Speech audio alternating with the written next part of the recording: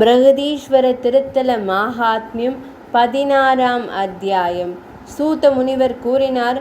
பெருவுடையாருக்கும் விநாயகப் பெருமான், முருகப்பெருமான், சோமாஸ்கந்தர், சண்டீசர் ஆகியோரின் ஆலய கும்பங்களுக்கும் நல்ல சுபமான முகூர்த்தத்தில் குடமுழுக்கு நடைபெற்றது. இந்த குடமுழுக்கிற்கு பிறகு பெருவுடையாருக்கு பிரம்மாண்டமான அபிஷேகம் நடைபெற்றது. அதில் கீழே காணும் கணக்கில் அபிஷேக பொருட்கள் பயன்படுத்த பெற்றன.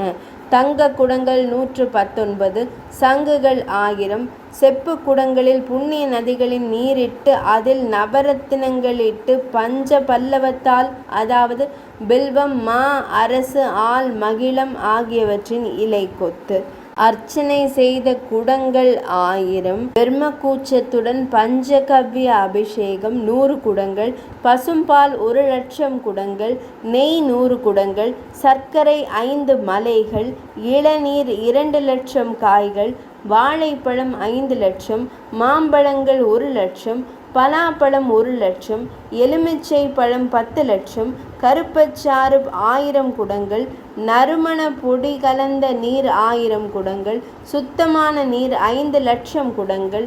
அந்தணர்கள் ஸ்ரீருத்ரத்தை கோஷிக்க அபிஷேகம் நடைபெற்றது.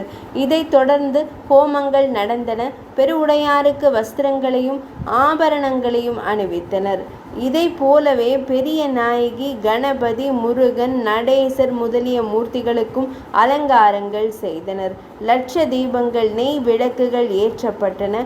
பக்ஷணங்களும் சித்திரான்னங்களும் மலைகளைப் போல் குவிக்கப்பட்டு நிவேதனம் செய்ய பெற்றன. துந்துபி போன்ற பல விதமான வாத்தியங்கள் முழங்கின. குடை, சாமரம், கொடி முதலிய விருதுகள் அலங்காரமாக வைத்தனர்.